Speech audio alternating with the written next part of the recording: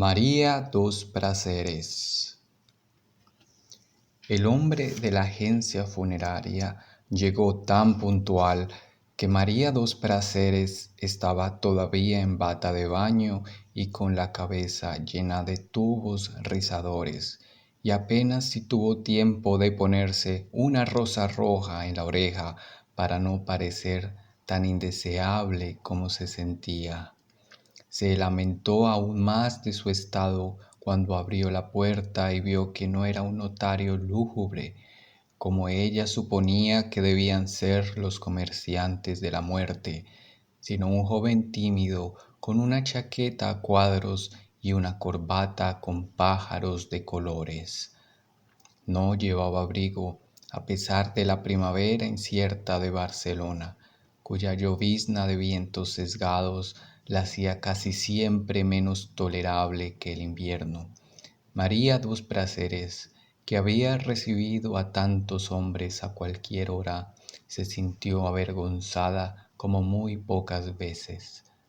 Acababa de cumplir 76 años y estaba convencida de que se iba a morir antes de Navidad, y aun así estuvo a punto de cerrar la puerta y pedirle al vendedor de entierros que esperara un instante mientras se vestía para recibirlo de acuerdo a sus méritos. Pero luego pensó que se iba a helar en el rellano oscuro y lo hizo pasar adelante. Perdóneme esta facha de murciélago, dijo, pero llevo más de 50 años en Cataluña y es la primera vez que alguien llega a la hora anunciada. Hablaba un catalán perfecto con una pureza un poco arcaica, aunque todavía se le notaba la música de su portugués olvidado.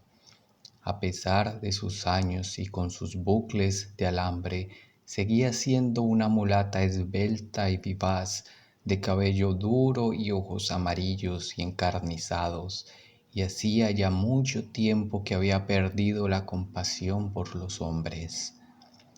El vendedor, deslumbrado aún por la claridad de la calle, no hizo ningún comentario, sino que se limpió la suela de los zapatos en la esterilla del yute y le besó la mano con una reverencia. «Eres un hombre como los de mis tiempos», dijo María dos Prazeres, con una carcajada de granizo. «Siéntate». Aunque era nuevo en el oficio, él lo conocía bastante bien para no esperar aquella recepción festiva a las 8 de la mañana, y menos de una anciana sin misericordia que a primera vista le pareció una loca fugitiva de las Américas. Así que permaneció a un paso de la puerta sin saber qué decir, mientras María dos Prazeres descorría las gruesas cortinas de peluche de las ventanas.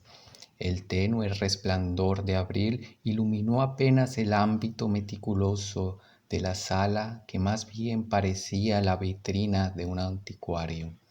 Eran cosas de uso cotidiano, ni una más ni una menos, y cada una parecía puesta en su espacio natural y con un gusto tan certero que habría sido difícil encontrar otra cosa mejor servida aún en una ciudad tan antigua y secreta como Barcelona. «Perdóneme», dijo, «me he equivocado de puerta». «Ojalá», dijo ella, «pero la muerte no se equivoca».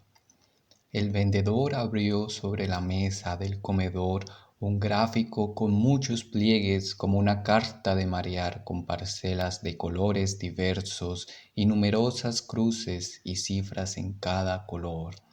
María dos Prazeres comprendió que era el plano completo del inmenso panteón de Montjuïc y se acordó con un horror muy antiguo del cementerio de Manaos bajo los aguaceros de octubre, donde chapaleaban los tapires entre túmulos sin nombres y mausoleos de aventureros con vitrales florentinos. Una mañana, siendo muy niña, El Amazonas desbordado amaneció convertido en una ciénaga nauseabunda, y ella había visto los ataúdes rotos flotando en el patio de su casa con pedazos de trapos y cabellos de muertos en las grietas. Aquel recuerdo era la causa de que hubiera elegido el cerro de Montjuïc para descansar en paz, y no el pequeño cementerio de San Gervasio, tan cercano y familiar. Quiero un lugar donde nunca lleguen las aguas, dijo. Pues aquí es, dijo el vendedor, indicando el sitio en el mapa con un puntero extensible que llevaba en el bolsillo como una estilográfica de acero. No hay mar que suba tanto. Ella se orientó en el tablero de colores hasta encontrar la entrada principal, donde estaban las 3 tumbas contiguas, idénticas y sin nombres, donde yacían Buenaventura Durruti y otros 2 dirigentes anarquistas muertos en la guerra civil. Todas las noches alguien escribía los nombres sobre las lápidas en blanco. Los escribían con lápiz, con pintura, con carbón, con creyón de cejas o esmalte de uñas, con todas sus letras y en el orden correcto. Y todas las mañanas los celadores los borraban para que nadie supiera quién era quién bajo los mármoles mudos. María Dos Prazeres había asistido al entierro de Durruti, el más triste y tumultuoso de cuantos hubo jamás en Barcelona, y quería reposar cerca de su tumba.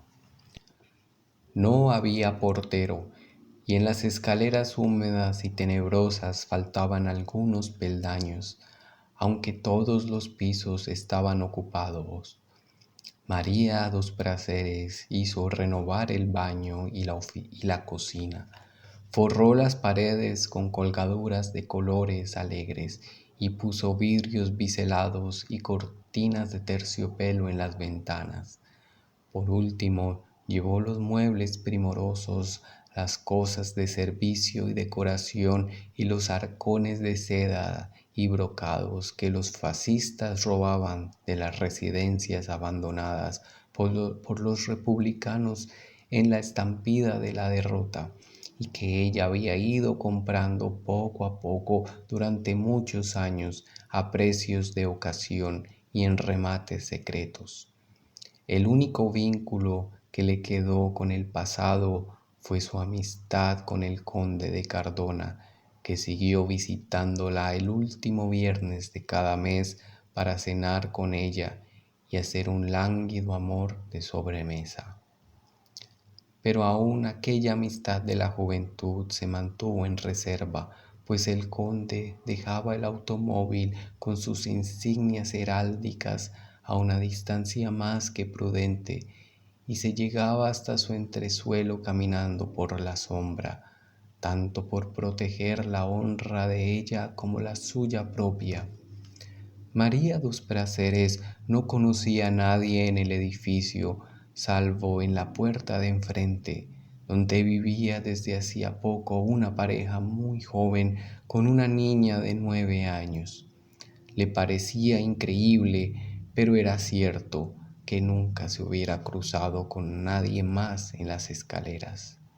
Sin embargo, la repartición de su herencia le demostró que estaba más implantada de lo que ella misma suponía en aquella comunidad de catalanes crudos cuya honra nacional se fundaba en el pudor.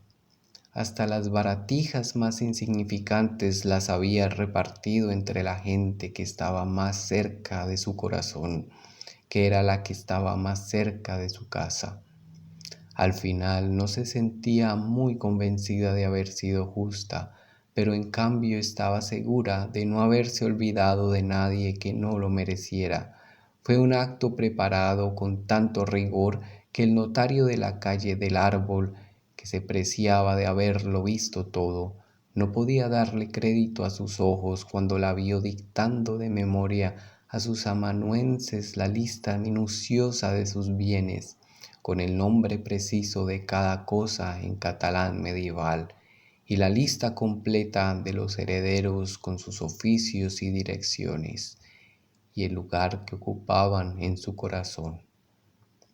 Después de la visita del vendedor de entierros, terminó por convertirse en uno más de los numerosos visitantes dominicales del cementerio. Al igual que sus vecinos de tumba, sembró flores de 4 estaciones en los canteros, regaba el césped recién nacido y lo igualaba con tijera de podar hasta dejarlo como las alfombras de la alcaldía, y se familiarizó tanto con el lugar que terminó por no entender cómo fue que al principio le pareció tan desolado. En su primera visita, el corazón le había dado un salto cuando vio junto al portal las 3 tumbas sin nombre, pero no se detuvo siquiera a mirarlas, porque a pocos pasos de ella estaba el vigilante insomne.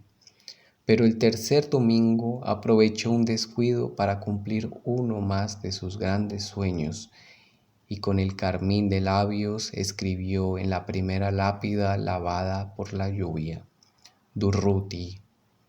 Desde entonces, siempre que pudo, volvió a hacerlo, a veces en una tumba, en 2 o en las 3, y siempre con el pulso firme y el corazón alborotado por la nostalgia. Un domingo de fines de septiembre presenció el primer entierro en la colina. 3 semanas después, una tarde de vientos helados, enterraron a una joven recién casada en la tumba vecina de la suya. A fin de año, 7 parcelas estaban ocupadas, pero el invierno efímero pasó sin alterarla. No sentía malestar alguno, y a medida que aumentaba el calor y entraba el ruido torrencial de la vida por las ventanas abiertas, se encontraba con más ánimos para sobrevivir a los enigmas de sus sueños. El conde de Cardona, que pasaba en la montaña los meses de más calor, la encontró a su regreso más atractiva aún que en su sorprendente juventud de los 50 años. Al cabo de muchas tentativas frustradas, María dos Prazeres consiguió que Noé distinguiera su tumba en la extensa colina de tumbas iguales. Luego se empeñó en enseñarlo a llorar sobre la sepultura vacía, para que siguiera haciéndolo por costumbre después de su muerte. Lo llevó varias veces a pie desde su casa hasta el cementerio, indicándole los puntos de referencia para que memorizara la ruta del autobús de las Ramblas, hasta que lo sintió bastante diestro para mandarlo solo. El domingo del ensayo final, a las 3 de la tarde, le quitó el chaleco de primavera, en parte porque el verano era inminente y en parte para que llamara menos la atención, y lo dejó a su albedrío.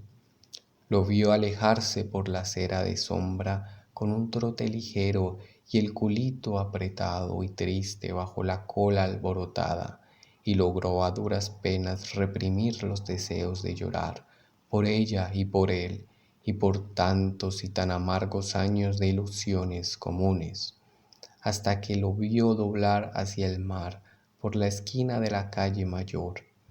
15 minutos más tarde subió en el autobús de las Ramblas en la vecina plaza de Lesseps, tratando de verlo sin ser vista desde la ventana.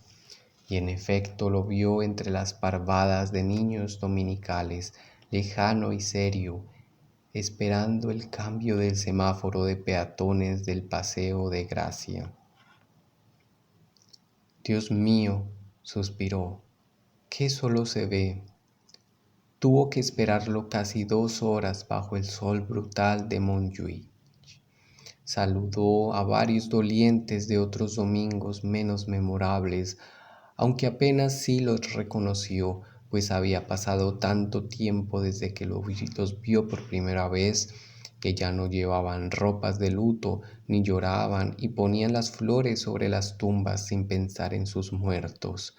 Poco después, cuando se fueron todos, oyó un bramido lúgubre que espantó a las gaviotas y vio en el mar inmenso un transatlántico blanco con la bandera del Brasil y deseó con toda su alma que le trajera una carta de alguien que hubiera muerto por ella en la cárcel de Pernambuco.